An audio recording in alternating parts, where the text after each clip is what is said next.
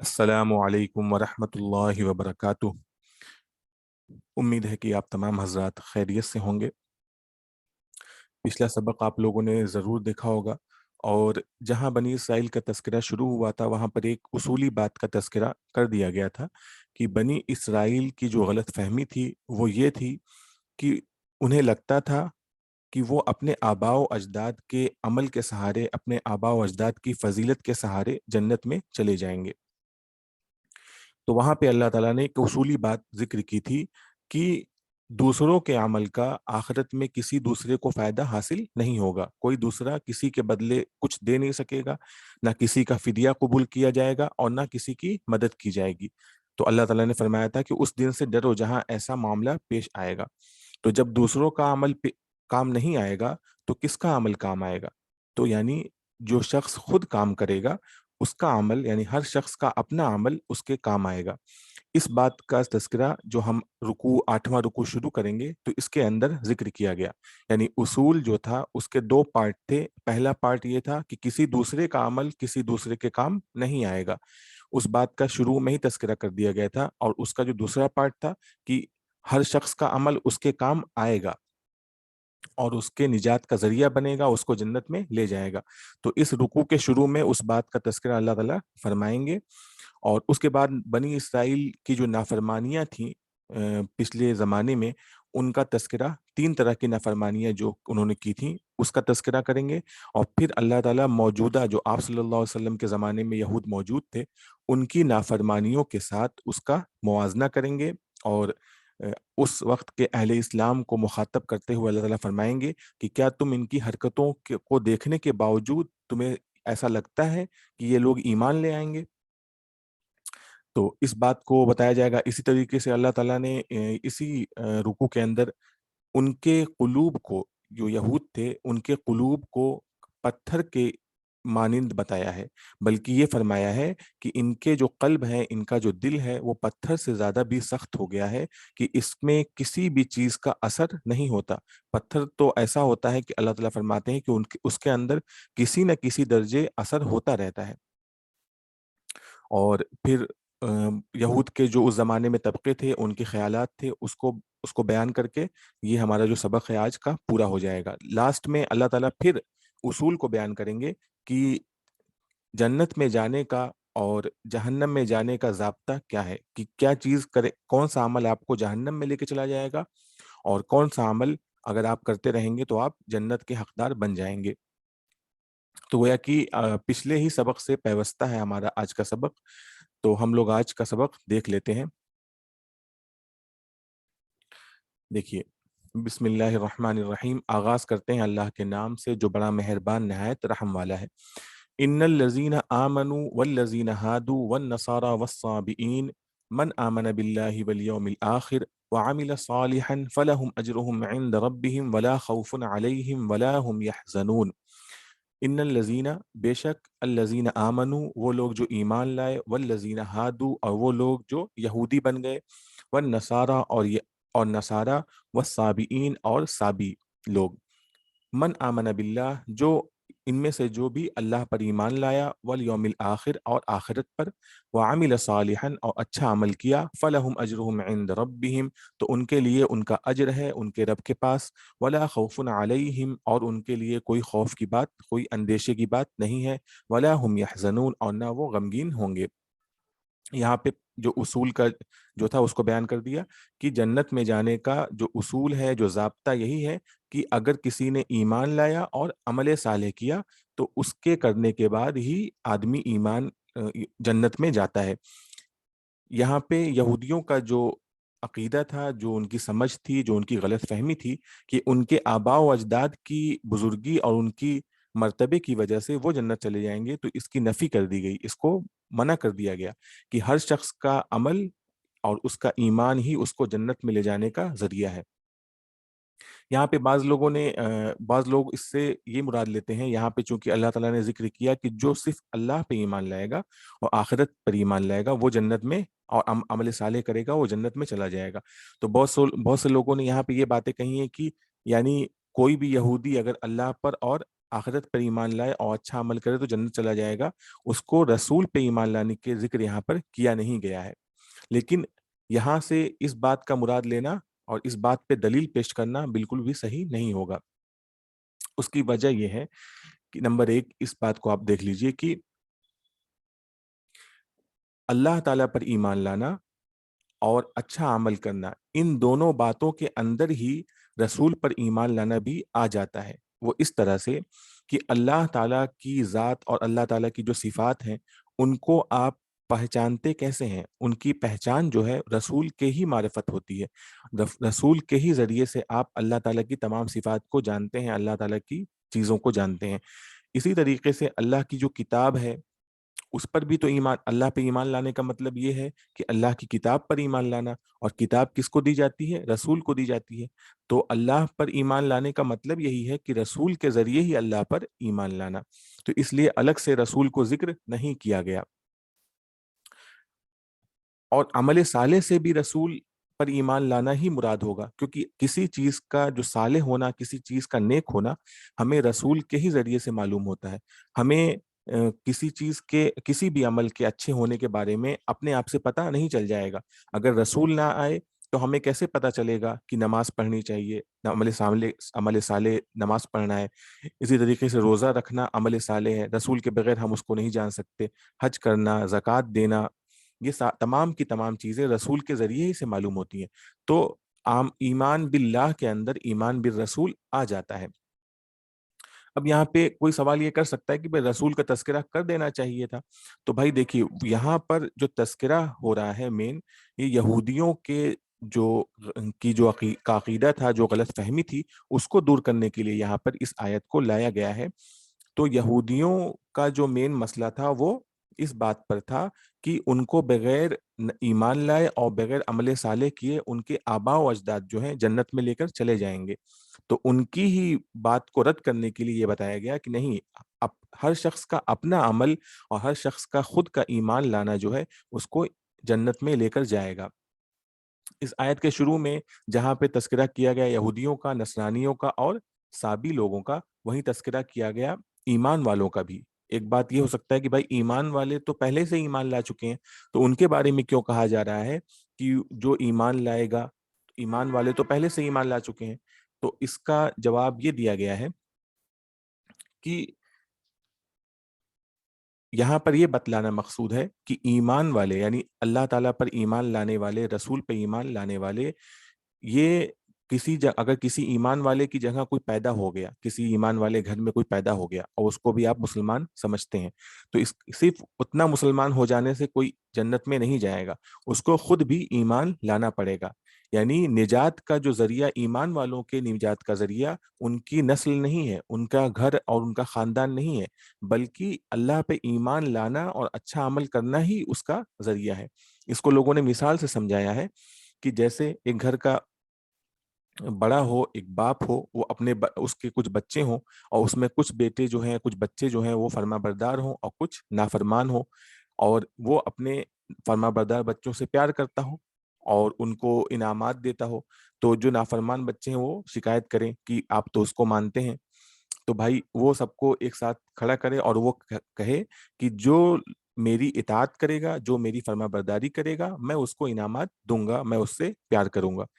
तो अब इसका ये मतलब नहीं है कि जो लोग खड़े हैं सब के सब नाफरमान हैं। इसका ये मतलब है कि जिन लोगों के साथ ये अच्छा सलूक कर रहे हैं और जिनके साथ प्यार का बर्ताव किया जा रहा है, जिनको इनामात से नवाजा जा रहा है, उनकी जो वजह है वो इताअत गुजारी है, इताअत करना है, फर्माबरदारी करना है। ना ये कि खास तौर से उनकी जात है, उनकी जात मुराद नहीं है, बल्कि उनका जो अमल है वो उनको इस रवैये का हकदार बना रहा है। तो यहाँ पे अल्लाह ताला ही फरमा रहे हैं कि ईमान वाले हों, चाहे यहूदी हों, चाहे नसारा हों और चाहे साबी हों, ये तमाम के तमाम उसी वक्त यानी ईमान वालों के साथ साथ सब लोग इस उसी वक्त जन्नत में जाने के हकदार होंगे जब वो ईमान के साथ साथ अमल साले करेंगे। अच्छा, अल्लज़ीना हादू का तर्जमा किया गया है यहूदी लोग, जो लोग यहूदी हो गए। यहूदी किसे कहते हैं? तो यहूदी जो हमने बनी इसराइल का तज़किरा किया था उसमें बताया था कि हज़रत सुलेमान अलैहिस्सलातु वस्सलाम की जो सल्तनत थी वो दो हिस्से में तकसीम हो गई थी। जब उनका बेटा जसाम जो था वो तख्त नशीन हुआ, तो उनकी सल्तनत दो हिस्से में जब तकसीम हो गई, तो एक तरफ बनी यहूदा और बनी बिन्यामीन का कबीला रह गया, एक सल्तनत बन गई जिसको सल्तनत यहूदा कहा जाता था, और एक तरफ बाकी जो 10 कबीले थे सल्तनत इसराइल बन गई। तो जो सल्तनत इसराइल थी वो तो बहुत जल्दी ही खत्म कर दी हो गई, उसके ऊपर दुश्मनों ने हमला किया, उसको नेस्त नाबूद कर दिया। जो सल्तनत यहूदा थी वो काफी अरसे तक चली। तो यहूदा के अंदर, सल्तनत यहूदा के अंदर जो लोग रहते थे उनको उस सल्तनत की तरफ मंसूब करके यहूदी कहा जाता था। एक कौल तो ये है। और हादू का तर्जमा कभी कभी ये कहा गया, यहाँ मुराद चूंकि यहाँ पे फेल इस्तेमाल किया गया, तो ये अरबी के अंदर हादू का क्या मतलब है। तो हादा का मतलब होता है वो लोग जो जो मायल हो गए, जो रुजू किए। तो चूंकि जो पशेमान हो गए, जो शर्मिंदगी, जिन्होंने शर्मिंदगी जिनको महसूस हुई और उन्होंने अपने काम पर, अपने काम की तलाफी कर ली। तो चूंकि यहूदियों को जब उन्होंने नाफरमानियां की और जब उनकी सरजनिश हुई, उनकी तंबीह हुई, तो उन्होंने अपनी इस नाफरमानी पे शर्म शर्म का एहसास हुआ और इसी तरीके से उन्होंने तौबा किया। तो इसीलिए उनको कहा गया कि वो लोग जो यहूदी हो गए, यानी जो लोग तौबा कर लिए। तो ये दो बातें थी यहूदी लफ्ज से मुतालिक, तो हमने बता दी। नसारा जो है, ये लफ्ज जो है इसके बारे में भी जान लेते हैं। तो जो अरबी में नून स्वाद और रा, नसरा जो है इसका मतलब होता है मदद करना। नसरा, किसी की, उसने किसी की मदद की, इसका मतलब ये होता है। नुसरत आप जानते ही होंगे, नुसरत का माने होता है मदद। और इज़ा जा नसरुल्लाह ही आपने पढ़ा ही होगा। तो नसारा कहते हैं उन लोगों को जिन्होंने हजरत ईसा अलैहिस्सलातु वस्सलाम की मदद की। और इसको उस कौल से लिया गया जब हजरत ईसा अलैहिस्सलातु वस्सलाम ने पूछा कि मेरा, अल्लाह ताला के मामले में मेरा मददगार कौन है। तो उस वक्त जो उनके हवारी थे उन्होंने कहा कि हम मददगार हैं, हम नसारा हैं। तो इसलिए उनका नाम नसारा रख दिया गया, नसरानी और उसकी जमा नसारा। बाज लोगों ने कहा है कि जो नसरान कोई जगह थी उसकी तरफ मंसूब करके इनको नसारा कहा जाता है। अच्छा, साबी जो है इसके बारे में भी दो कौल हैं, बहुत सारे कौल वैसे जिक्र किए गए हैं। कुछ लोगों ने कहा कि हजरत यहया अलैहिस्सलातु वस्सलाम की जो उम्मत थी और उनके जो मानने वाले लोग थे, जो नसारा ही थे, अलग थे, वो अलग तरह से रहते थे, तो उनको उनको साबी कहा गया है। लेकिन बाज लोगों ने ये कहा है कि ये सितारा परस्त लोग थे जो सितारे की पूजा करते थे। अच्छा, लोगत से भी इस सबातिन नुजूम जो है इससे भी समझ में आता है कि सितारा परस्त लोग हो सकता है वो हो। और ये भी हो सकता है कि ये सब उन जो है, इसका मतलब ये होता है कि कोई माइल हो जाए, कोई एक दिन से निकल के दूसरे दिन में चला जाए, तो उनको साबी कहा जाता था। अरब में भी उन लोगों को साबी कहा जाता था। मुराद वो लोग हैं जो मुशरिकीन में से कुछ लोग ऐसे थे जो आप सल्लल्लाहु अलैहि वसल्लम की नबूवत से पहले उनको एहसास हो गया था कि बुत परस्ती करना एक गैर माकूल काम है, एक गलत काम है, और उनके जहन ने उनको इस बात पे आमादा कर दिया कि वो बुत परस्ती छोड़ दें। तो बुत परस्ती छोड़ करके उन्होंने तौहीद के अकीदे को अख्तियार किया और उन्होंने इस बात को बताया कि यही हमारे जो आबा व अजदाद थे उनका तरीका था। हज़रत इब्राहीम अलैहिस्सलातु वस्सलाम की तरफ अपने आप को मंसूब करते थे। तो अरब के जो मुशरिकीन थे उनको साबी कहते थे। साबी का मतलब ये वो शख्स है जो अपने पुराने दीन से फिर गया। तो वो न, अरब के मुशरिकीन जो थे वो ऐसे लोगों को साबी कहते थे। इसी तरीके से जब ईमान लाने वाले लोग थे, जब आप सल्लल्लाहु अलैहि वसल्लम की नबूवत हो गई और उसके बाद मुसलमान लोग होने लगे, तो इनको भी कुरैश के लोग थे, जो मुशरिकीन लोग थे, वो इनको भी साबी कहा करते थे। यहाँ पर साबीन से मुराद वो लोग हैं जो पहले बुत परस्ती छोड़ चुके हैं और तौहीद पर ईमान रखते हैं। तो यहाँ पे अल्लाह ताला फरमाते हैं कि ये तमाम के तमाम लोग जो हैं, इनका जो कबीला है, इनका जो खानदान है, इनके आबा व अजदाद हैं, इससे कोई फर्क नहीं पड़ता कि ये लोग आखिरत में कहाँ जाएंगे। फर्क पड़ता है इस बात से कि इन्होंने ईमान लाया है, और इस बात से फर्क पड़ता है कि इन्होंने अच्छा अमल किया है। तो ये एक उसूल बयान हो गया। अब यहाँ पर आगे अल्लाह ताला बनी इसराइल की 3 नाफरमानियां जो है उसको जिक्र करते हैं, और उसके बाद جو آپ صلی اللہ علیہ وسلم کے زمانے میں موجود یہودی تھے ان کا ذکر آئے گا. تو دیکھ لیجئے وَإِذْ أَخَذْنَا مِيثَاقَكُمْ وَرَفَعْنَا فَوْقَكُمُ الطُّورَ، اور یاد کرو اس وقت کو جب ہم نے تمہارا عہد لیا تھا، ہم نے تم سے عہد لیا تھا. میثاق مانے عہد، وَرَفَعْنَا فَوْقَكُمُ الطُّورَ، اور ہم نے اٹھا دیا تمہارے اوپر طور کو. اللہ تعالیٰ نے طور کو ان کے اوپر اٹھا دیا. یہ واقعہ کب پیش آیا؟ جب حضرت موسیٰ علیہ الصلوۃ والسلام 40 رات طور پر گزار کر توریت لے کے آئے. اور یہ بھی ہم نے پیچھے ذکر کیا کہ یہ لوگ پیچھے بت پرستی میں مبتلا ہو گئے تھے اور ان کی سزا بھی اللہ تعالیٰ نے دی. جب یہ مسئلہ ختم ہو گیا تو حضرت موسیٰ نے ان کو توریت کی تعلیمات پیش کی، ان کے اس کے احکامات پر عمل کرنے کا کہا. تو ان لوگوں نے کہا کہ ہمیں کیسے پتا ہوگا کہ یہ توریت جو ہے وہ اللہ کی ہی کتاب ہے، اللہ کا ہی کلام ہے. تو اس میں سے 70 لوگوں کو منتخب کیا گیا اور توریت اور ان کو طور پہ لے گئے حضرت موسیٰ علیہ السلام. وہاں پہ طور پہ جا کے انہوں نے حضرت اللہ تعالیٰ کی بات کو سنا اور واپس آئے جب، تو انہوں نے اپنے قبیلے میں آ کر یہ کہا کہ اللہ تعالیٰ نے فرمایا ہے کہ یہ توریت کے احکامات جو حضرت موسیٰ جو اللہ تعالیٰ کے خود کے احکامات ہیں، اور اس پہ عمل جتنا ہو سکے کر لو، اور جو نہ ہو سکے وہ معاف ہے. تو انہوں نے اپنی طرف سے باتیں کہیں. تو ان لوگوں نے اس طرح سے عمل کرنے سے ایک طرح سے انکار ہی کر دیا. ہر چیز کو وہ کہتے تھے یہ بڑی مشکل ہے، بڑی مشکل ہے. تو اللہ تعالیٰ نے سزا کے طور پر ان کے اوپر طور کو معلق کر دیا. اب اس کی صورت کیا ہوئی، اس کے بارے میں دو قول ہے. ایک قول یہ ہے کہ واقعتاً طور کو اٹھا کر کے ان کے سر کے اوپر ایسے رکھ دیا کہ اگر نہیں مانو گے تو یہ طور کا جو پہاڑ ہے تمہارے سروں پہ گر جائے گا. اور دوسرا جو قول ہے یہ بتایا گیا جو کہ آگے ایک صورت میں ہے، وَإِذْ نَتَقْنَا الْجَبَلَ فَوْقَهُمْ، اس طرح سے ہے كَأَنَّهُ ذُلَّةٌ. تو اس کا ترجمہ یہ ہے کہ جب ہم نے نتقا کا مطلب ہوتا ہے ہلانا، تو یہ بھی مطلب ہو سکتا ہے کہ جب اللہ تعالیٰ نے پہاڑ کو اس طرح سے ہلایا کہ ان کو لگا کہ گویا کہ یہ ان کے اوپر گر جائے گا. تو ان کو ایسا لگ رہا تھا گویا کہ ہمارے اوپر ہی آ گیا.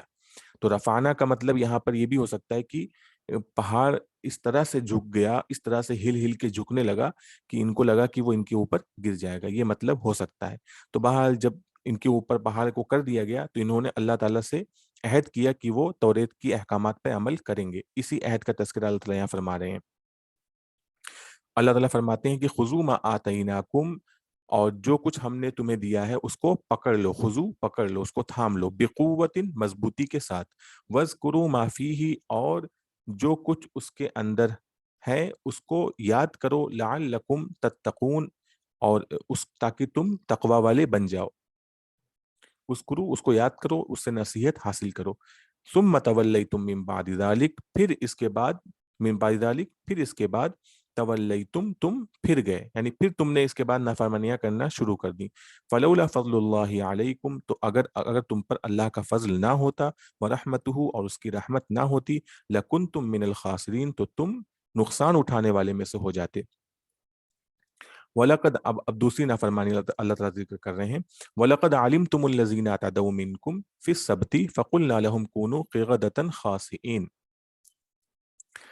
اللہ تعالیٰ فرماتے ہیں وَلَقَدْ عَلِمْتُمْ، اور تمہیں اچھی طرح معلوم ہے.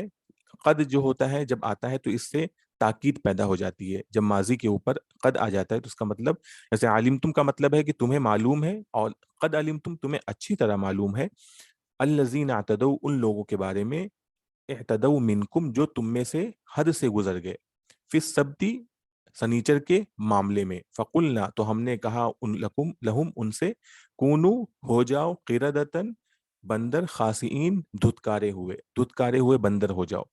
یہ واقعہ پیش آیا حضرت داؤد علیہ الصلوۃ والسلام، جو غالباً یہی ایسا واقعہ پیش آیا کہ حضرت داؤد علیہ الصلوۃ والسلام کے زمانے میں یہودیوں کی ایک بستی جو تھی وہ سمندر کے کنارے رہتی تھی. تو سبت مانے ہوتا ہے سنیچر، تو سنیچر کے دن چھٹی کا دن اللہ تعالیٰ نے ان کے لیے مقرر کیا تھا، اور اس دن کوئی کام کرنا، کوئی بھی معاشی عمل کرنا اور روزگار کے لیے ادھر ادھر جانا سب منع تھا. اب سمندر کے کنارے جو بستی رہتی تھی اس کا جو کام تھا، جو روزگار کا ذریعہ تھا، وہ مچھلیاں پکڑنا تھا. تو اور اللہ تعالیٰ کی طرف سے آزمائش تھی کہ سبت یعنی سنیچر کے دن مچھلیاں جو تھیں وہ خوب آتی تھیں سمندر میں، اور اسی دن ممنوع ہو گیا کہ اس دن آپ مچھلیاں نہیں پکڑ سکتے. تو ان لوگوں نے کیا کیا شروع میں انہوں نے ہیلا اختیار کیا. یہ کیا کرتے تھے کہ کنارے کنارے گڈھے کھود دیتے تھے اور اس کا پانی وہاں سے جوڑ دیتے تھے جمعہ کے دن. تو جمعہ کے دن کیا ہوتا تھا, پانی آتا تھا اور گڈھے میں گرتا تھا اور ساتھ میں مچھلیاں آ کر گڈھے میں رک جاتی تھیں, اور یہ اتوار کے دن آ کر کے دو مچھلیاں نکال کے لے کے چلے جاتے تھے. تو انہوں نے اللہ تعالیٰ کے احکام جو دیے گئے تھے, جو حکم دیے گئے تھے, اس کی نافرمانی کی, اس کا ایک طرح سے استہزاء کیا. بعد میں انہوں نے کھلم کھلا سنیچر کے دن اپنے جو کام تھے وہ کرنا شروع کر دیے. تو اس نافرمانی اور اس طرح کی جرات اختیار کرنے کا نتیجہ یہ ہوا کہ اللہ تعالیٰ نے ان کو بندر بنا دیا. ایک دن ایسا پیش آیا کہ یہ سارے کے سارے جو تھے, اس میں جو نافرمان لوگ تھے, ان کو بندر بنا دیا گیا. اور بعد میں یہ عذاب چونکہ ان کے اوپر نازل ہوا تھا, ان کی جو نسل ہے وہ ختم ہوگی, وہ وہیں پہ مر کے ختم ہو گئے. تو وہی اللہ تعالیٰ فرما رہے ہیں کہ ہم نے ان سے کہا کہ ہو جاؤ دھتکارے ہوئے بندر.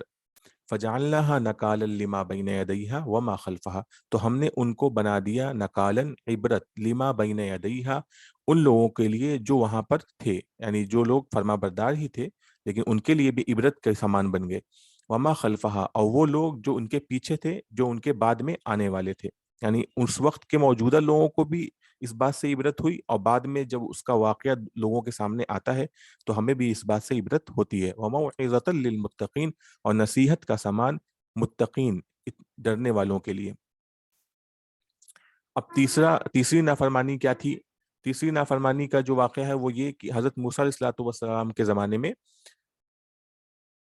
ایک بھائی نے اپنے بھائی کو اس لیے قتل کر دیا تاکہ اس کی جو زمین ہے, اس کی جو جائیداد ہے, اس کا جو مال ہے, بعض روایت میں آتا ہے کہ ایسا بھتیجوں نے کیا, اپنے چچا کو قتل کر دیا. تو چاہے بھتیجوں نے اپنے چچا کو قتل کیا ہو اور چاہے ایک بھائی نے اپنے بھائی کو قتل کیا ہو, تو بہرحال ایک شخص نے اس طرح کا قتل کیا اور اس کی لاش کو سڑک پہ پھینک دیا, اور خود وہ حضرت موسیٰ علیہ السلام کے پاس آیا اور اس نے درخواست کی کہ آپ اس شخص کے, ہمارے جو رشتہ دار کے قاتل کا پتہ لگائیے تاکہ قاتل کو سزا دی جا سکے. تو اللہ تعالیٰ نے حکم دیا کہ ایک گائے کو ذبح کرو. تو حضرت موسیٰ نے جب ان سے کہا کہ گائے کو ذبح کرو, تو پہلے تو وہ کہنے لگے کہ آپ ہم سے مذاق کر رہے ہیں. اب وہ انہوں نے ایسا کیوں کہا کہ آپ ہم سے مذاق کر رہے ہیں, اس کی ایک وجہ یہ تھی کہ بنی اسرائیل لوگ گائے کو بہت مانتے تھے, کیونکہ ایک لمبا عرصہ انہوں نے مصری لوگوں کے ساتھ گزارا تھا اور مصر میں گائے کی وہ لوگ پرستش پوجا کرتے تھے. تو ان گائے کو وہ دھیرے دھیرے انہوں نے بھی ایک بابرکت جانور کے طور پہ لینا شروع کر دیا تھا جس کو وہ قتل نہیں کرتے تھے. تو ایک تو وہاں پہ یہ مقصود تھا, اسی لیے انہوں نے پوچھا کہ آپ ہم سے مذاق کر رہے ہیں. اور اسی طریقے سے ان کو یہ بھی مذاق لگا کہ ان سے کہا, وہ چاہتے تھے کہ اللہ تعالیٰ حضرت موسیٰ کو بتا دیں کہ قاتل کون ہے, اور یہاں پہ ان سے کہا جا رہا ہے کہ گائے کو ذبح کرو. تو قاتل کو معلوم کرنا اور گائے کو ذبح کرنا, ان دونوں میں بظاہر کوئی کنیکشن نہیں بیٹھ رہا ہے. تو اس لیے انہوں نے کہا کہ کیا آپ ہم سے مذاق کرتے ہیں. تو بعد میں جب حضرت موسیٰ نے کہا کہ نہیں اللہ کا حکم ہے, تو پھر انہوں نے ٹال مٹول کرنا جو اپنی ان کی عادت تھی وہ کرنا شروع کر دیا. تو پہلے انہوں نے پوچھا کہ آپ بتائیے کہ وہ گائے ہے کیسی. تو ان سے بتایا گیا کہ گائے جو ہے وہ ایک تندرست گائے ہے اور درمیانی عمر کی گائے ہے, نہ وہ بہت بوڑھی ہے نہ بچی ہے. تو پھر انہوں نے کہا کہ اس کا رنگ بتایا دیا جائے تو اور اچھا ہو جائے گا. تو اللہ تعالیٰ نے فرمایا کہ اس کا جو رنگ ہے وہ زرد ہے اور چمکتا ہوا ہے اور دیکھنے میں اچھا لگتا ہے. تو پھر انہوں نے کہا کہ ہم کو تو سمجھ میں نہیں آ رہی کہ گائے کیسی ہے, گائے ہمارے اوپر مشابہ ہو گئی ہے, مشکل ہو گیا اس کا سمجھنا, تو پھر ہمیں اور بتائیے. تو ان کو بتایا گیا کہ جو گائے ہے ایسی گائے ہے جو محنت کش نہیں ہے, وہ زمین کو جوتتی نہیں ہے, یعنی کھیتی میں جا کر کے وہ کھیت کو جوتتی نہیں ہے, اور اسی طریقے سے وہ پانی بھر کے بھی نہیں لاتی, یعنی مشکل کام جو ہے وہ گائے نہیں کرتی. یہ صحت مند ہے, نازوں سے پلی ہوئی گائے ہے. اس کا جو جسم ہے اس کے اوپر کوئی داغ نہیں ہے. تو اتنی ساری جب باتیں بتا دی گئیں, بار بار انہوں نے سب باتیں پوچھ کر انہوں نے کہا کہ اب ہم گائے کو ذبح کر دیں گے. تو اللہ تعالیٰ نے اسی بات کو تذکرہ کرتے ہوئے فرمایا کہ یہ ایسا لگ نہیں رہا تھا کہ یہ ذبح کریں گے. اللہ تعالیٰ کے حکم میں ٹال مٹول کرنے کی جو ان کی عادت ہے وہ ان کو اسی بات پہ آمادہ کر رہی تھی. لیکن بہرحال جب گائے ذبح ہو گئی تو اس کے بعد اللہ تعالیٰ نے فرمایا کہ گائے کے کسی ایک حصے کو قاتل کے ساتھ لگاؤ، اس کے ساتھ اس کے جسم کے ساتھ لگاؤ۔ تو جب لگایا گیا تو وہ قاتل جاگ گیا اور زندہ ہو گیا، اور اس نے بتایا کہ اس کو کس نے قتل کیا ہے، اس کے بھائی نے قتل کیا ہے یا اس کے بھتیجوں نے قتل کیا ہے، اور وہ پھر اس کے بعد مر گیا۔ تو وہ پھر قاتل پکڑے گئے اور ان کو سزا دی گئی۔ تو یہ واقعہ تھا اس زمانے کا۔ دیکھیے واقعہ دیکھ لیتے ہیں۔ وَإِذْ قَالَ مُوسَىٰ لِقَوْمِهِ، یاد کرو اس وقت کو جب موسیٰ علیہ السلام نے اپنی قوم سے کہا کہ ان اللہ یأمرکم ان تذبحوا بقرہ، اللہ تعالیٰ تمہیں حکم دیتے ہیں کہ تم ایک گائے کو ذبح کرو۔ قالوا اتتخذنا ہزوا، تو انہوں نے کہا کہ اتتخذنا ہزوا، کیا آپ ہم سے مذاق کرتے ہیں؟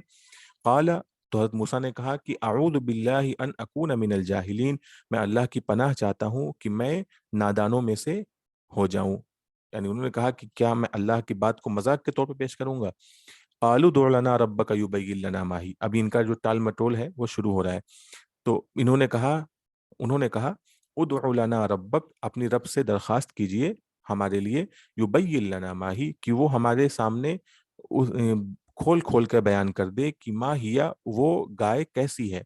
قال، تو حضرت موسیٰ نے کہا انہو یقول، اللہ تعالیٰ فرما رہے ہیں انہا بقرتن، کہ وہ گائے ایسی گائے ہے، لا فارض ولا بکر، کہ وہ نہ بہت بوڑھی ہے، فارض جو بوڑھی بہت زیادہ بوڑھی گائے ہوتی ہے اس کو فارض کہیں گے، ولا بکر، اور نہ ہی وہ بچڑی ہے، عوان بین ذالک، اس کے درمیان ہے، عوان بین ذالک، اس کے درمیان ہے، ففعلوا ما تؤمرون، تو جو حکم دیا جا رہا ہے اسے کر گزرو، یعنی جو حکم دیا رہا ہے آپ چپ چاپ کر دو، اتنا زیادہ سوال پوچھنے کی کیا ضرورت، لیکن پھر بھی وہ اپنی ضد پہ اڑے رہے۔ قالو، انہوں نے کہا ادع لنا ربک، ہمارے لیے اپنے رب سے درخواست کیجئے، یبین لنا ما لونھا، کہ ہمارے لیے بیان کر دے کہ اس کا رنگ کیا ہے، ما لونھا، اس کا رنگ کیا ہے، لون مانے ہوتا ہے عربی میں رنگ۔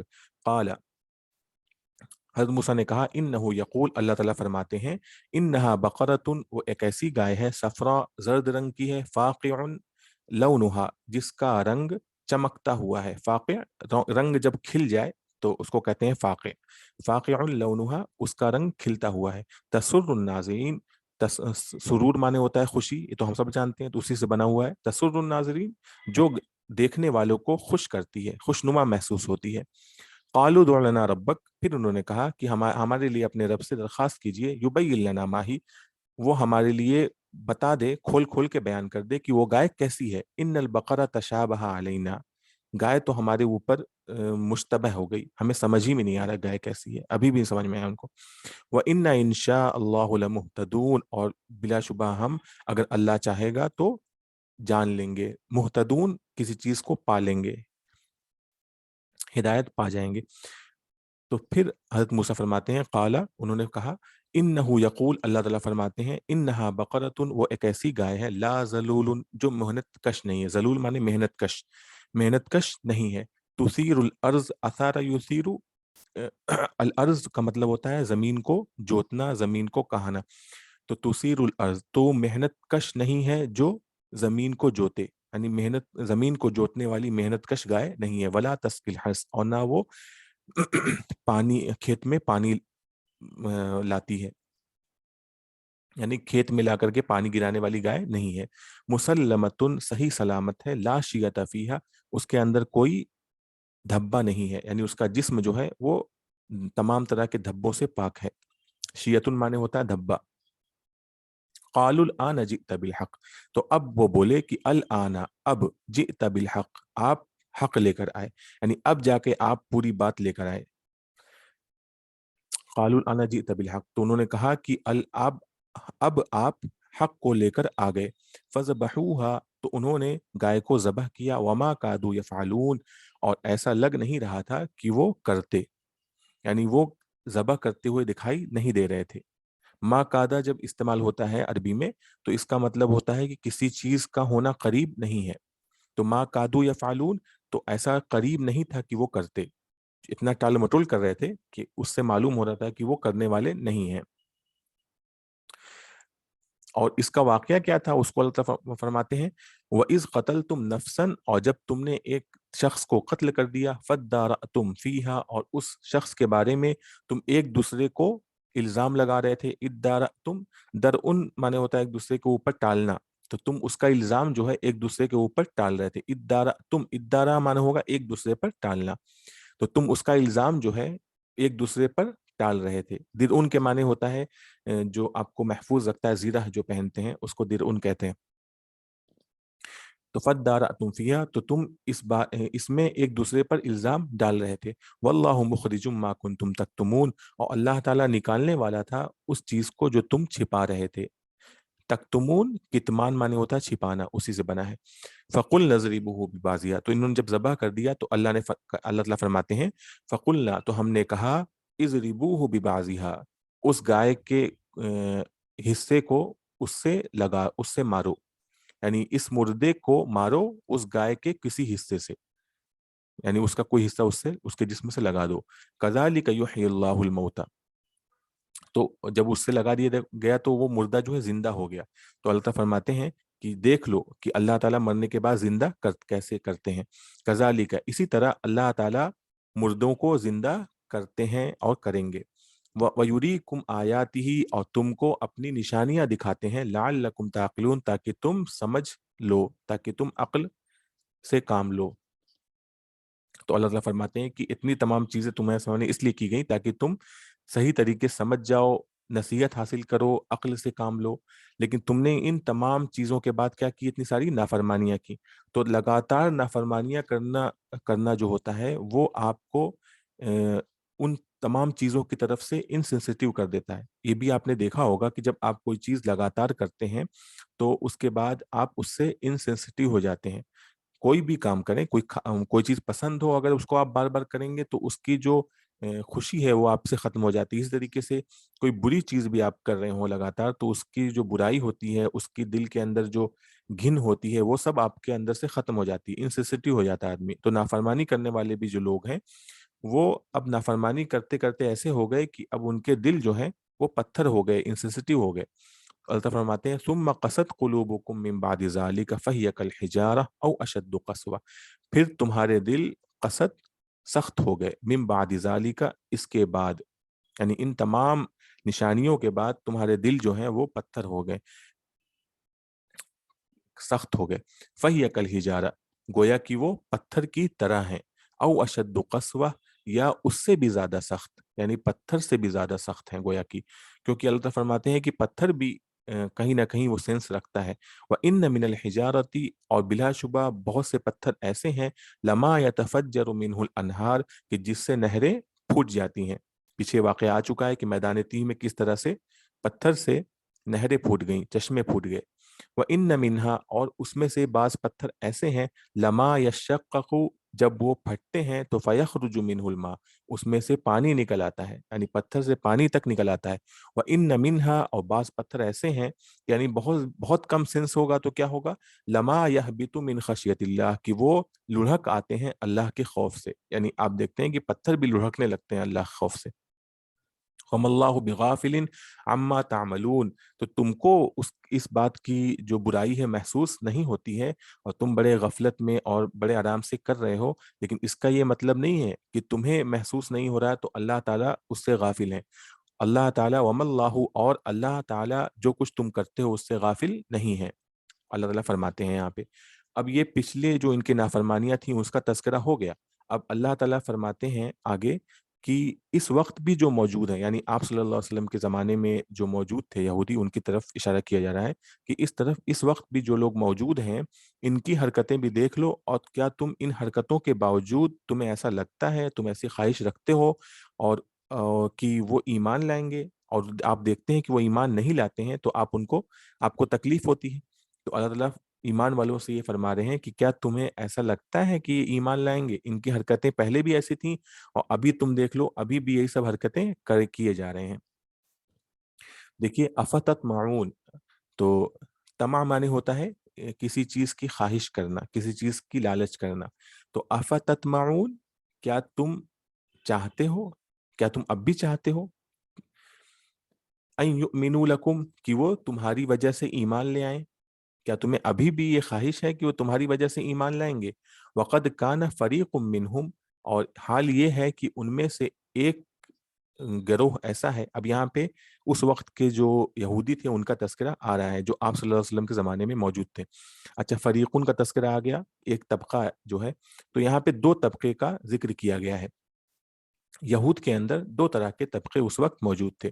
ایک جو طبقہ ایسا تھا جو پڑھا لکھا تھا, جو عالم طبقہ تھا, جو کتاب بھی پڑھتا تھا اور اس علم کو اپنے جو ان پڑھ لوگ تھے ان کو بتاتا بھی تھا.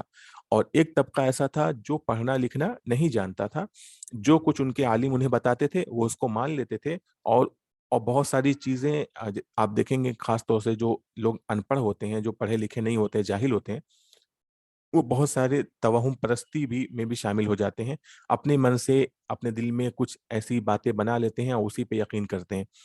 تو اللہ تعالیٰ فرمائیں گے یہاں پہ کہ ایک تو طبقہ ایسا ہے کہ جو پڑھا لکھا ہے, اس کا تذکرہ دیکھیے کیا ہے, وقد کان فریق منہم, اور اس میں سے ایک طبقہ ایسا ہے, یسمعون کلام اللہ, جو اللہ کی بات کو, اللہ کے کلام کو سنتا ہے, ثم یحرفونہ, پھر اس کو بدل دیتا ہے. تحریف مطلب کسی چیز کو بدل دینا, بگاڑ دینا.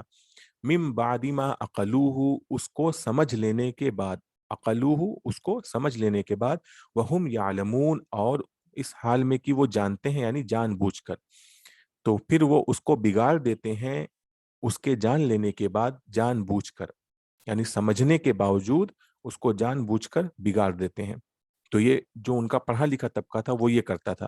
تو ایک تو ابھی اشارہ ہو گیا کہ بھائی جب توریت کی بات انہوں نے سن لی کہ یہ اللہ کا کلام ہے, تو انہوں نے آ کر کے بات پوری نہیں بتائی, بلکہ یہ کہا کہ اللہ نے فرمایا ہے کہ جو آسانی سے ہو سکے کر لو, جو مشکل ہے چھوڑ دو, آپ معافی ہو جائے گی. تو اسی طریقے سے اس وقت بھی ایسا کرتے تھے, اور اس وقت آپ صلی اللہ علیہ وسلم کے زمانے میں بھی ایسا ہی یہودی کرتے تھے, باتوں کو بدل بدل کے جو ان کے علماء تھے وہ بتاتے تھے. ایک تو یہ حرکت ہے. اسی طریقے سے ان کے اندر نفاق بھی پایا جاتا ہے. دیکھیے, وَإِذَا لَقُوا الَّذِينَ آمَنُوا, اور جب یہ ملتے ہیں ان لوگوں سے جو ایمان لائے, تو یہ ان کو کہتے ہیں, قالو, کہتے ہیں, آمنا, ہم ایمان لائے. یعنی ایمان والوں سے جب ملتے ہیں تو کہتے ہیں کہ ہم ایمان لائے. ان کے سامنے اپنے آپ کو مومن ظاہر کرتے تھے.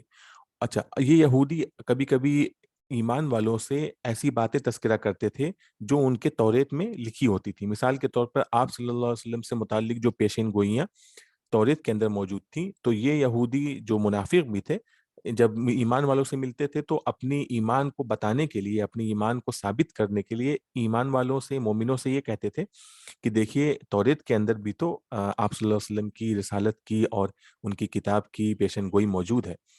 لیکن جب اپنے واپس جاتے تھے اپنے یہودیوں کے پاس, تو ان کے جو یہودی ایمان نہیں لائے ہوتے تھے وہ ان سے کہتے تھے کہ ان کو مطلب ڈانٹنے کے لیے کہتے تھے کہ تم جا کے یہ ساری پیشن گوئیاں بتا دو گے, تو اللہ تعالیٰ کے سامنے جب ہم لوگ حاضر ہوں گے تو یہ لوگ تو اس کے ذریعے سے ہمارے خلاف دلیل پیش کریں گے کہ دیکھیے یہ لوگ, ان لوگوں کو بات معلوم تھی پھر بھی وہ ایمان نہیں لائے. دیکھیے کیا کہتے ہیں, وَإِذَا خَلَا بَعْضُهُمْ إِلَىٰ بَعْضٍ, اور جب ان میں سے بعض اپنے دوسرے بعض کے پاس جاتے ہیں, یعنی اپنے جو واپس جاتے ہیں, تو قالو, تو کہتے ہیں, یعنی وہ لوگ جو ایمان نہیں لائے ہیں ان میں سے, وہ کہتے ہیں کہ اتحدثونہم, کیا تم ان ایمان والوں کو بتلاتے ہو, بما فتح اللہ علیکم, وہ سب باتیں جو اللہ نے تم پر کھولی ہیں, یعنی جو تمہاری توریت کے اندر موجود ہو, تم جا کر ان کو بتاتے ہو, لیحاجوکم بہ عند ربکم, تاکہ وہ تم سے تمہارے خلاف دلیل پیش کریں اس کے ذریعے, عند ربکم, تمہارے رب کے پاس, یعنی قیامت کے دن تمہارے خلاف دلیل کے طور پہ یہی سب باتیں پیش کر دیں گے. افلا تعقلون, کیا تمہیں سمجھ نہیں ہے؟ تو اللہ تعالیٰ فرماتے ہیں آگے کہ اب بتائیے یہ کتنی بیوقوفی کی بات ہے کہ آپ اللہ تعالیٰ کی بتائی ہوئی بات کو آپ اس لیے چھپا رہے ہیں کہ اس کے خلاف دلیل نہیں پیش کی جا سکے گی. اگر ہم نہیں بتائیں گے تو ہم گویا کہ اللہ تعالیٰ کو پتہ نہیں ہے.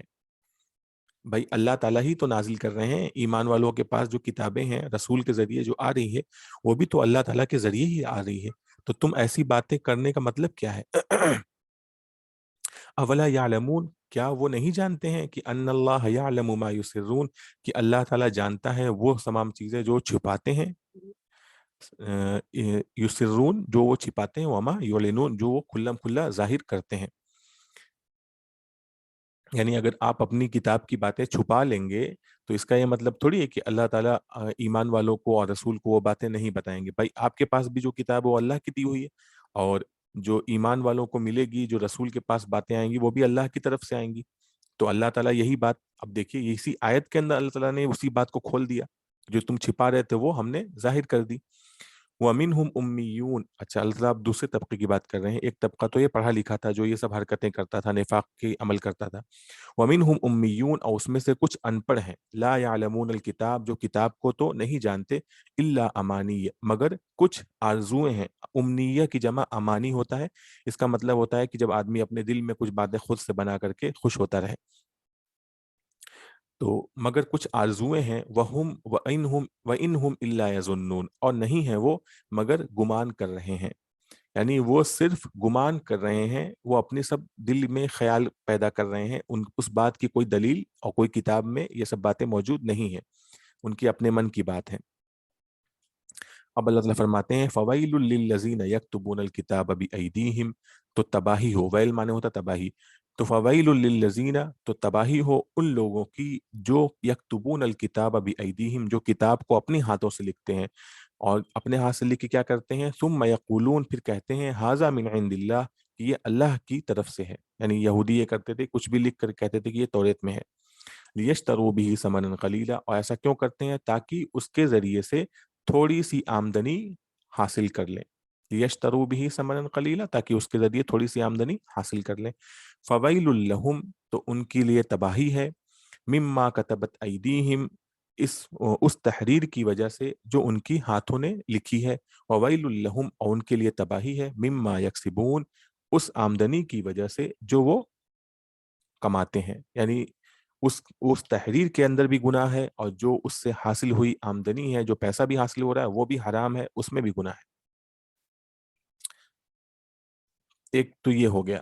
اسی طریقے سے یہ لوگ اور بھی کیا کہتے تھے، ایک عقیدہ کیا تھا ان کا، کہ وہ کہتے تھے کہ ہم کو جنت، ہم چونکہ یہودی ہیں، ہمارے آبا و اجداد بڑے لوگ تھے، تو ہم جہنم میں نہیں جائیں گے، اور اگر کچھ دن جہنم میں جائیں گے بھی تو وہ چند دن جائیں گے. وہ کہتے تھے جتنے دن ہمارے لوگوں نے بت پرستی کی تھی اتنے ہی دن ہم جہنم میں جائیں گے، باقی ہم جہنم میں نہیں جائیں گے. اب وہ چاہے 40 دن کی بت پرستی تھی یا جو بھی رہی ہو.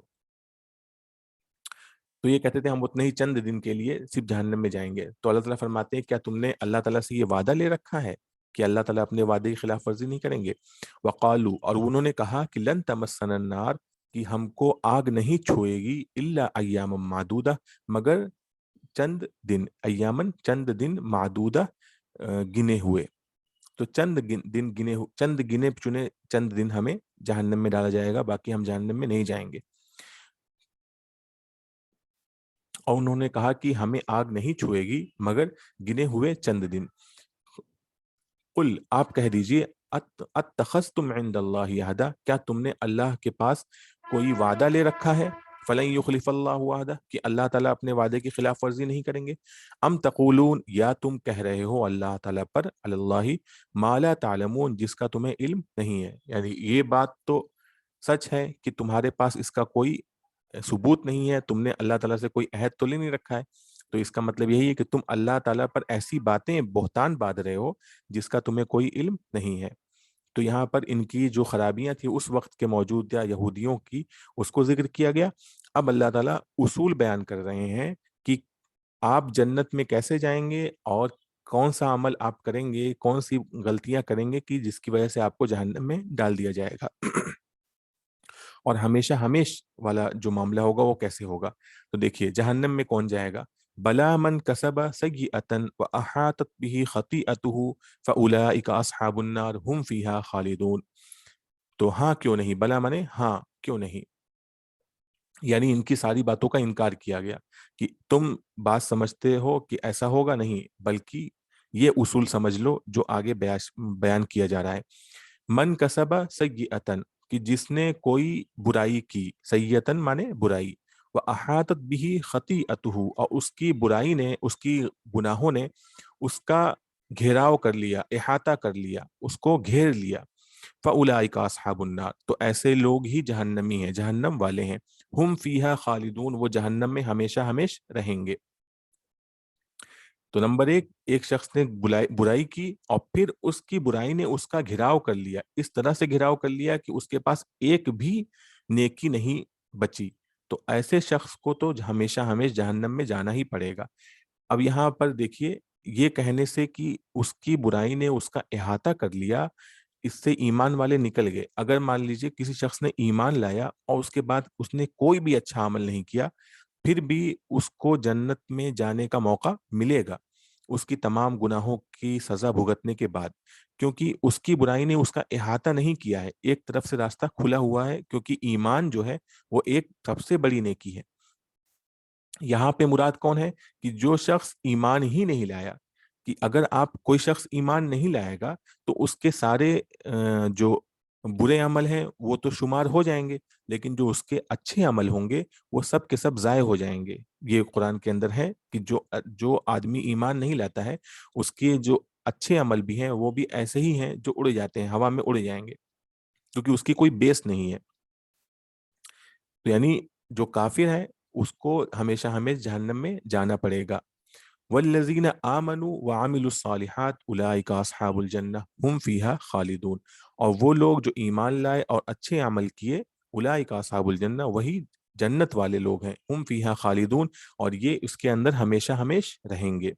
تو آپ دیکھیں گے آپ کی بار بار جو اصولی طور پہ باتیں پیش کی جا رہی ہیں، بنی اسرائیل کا تذکرہ ہوتا ہے، ان کے واقعات پیش ہو رہے ہیں، اور اس وقت کے جو بنی اسرائیل تھے آپ صلی اللہ علیہ وسلم کے زمانے میں، ان کی جو برائیاں ان کو پیش کرتے ہیں، اور پھر اللہ تعالیٰ ایک اصول پیش کر دیتے ہیں۔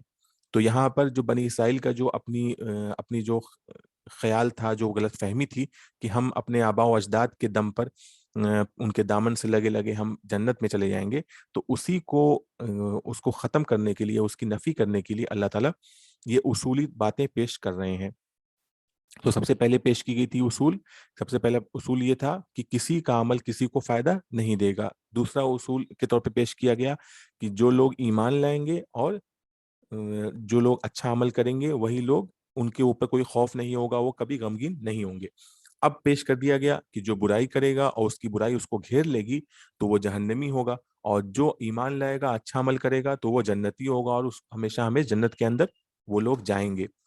تو یہاں پر جو ہمارا سبق ہے وہ پورا ہو رہا ہے، اور ہم اللہ تعالیٰ سے دعا کرتے ہیں کہ اللہ تعالیٰ ہمیں اچھے عمل کرنے کی توفیق عطا فرمائے، اور جو کچھ ہم سیکھتے ہیں اس میں برکت عطا فرمائے۔ وآخر دعوانا الحمد للہ رب العالمین۔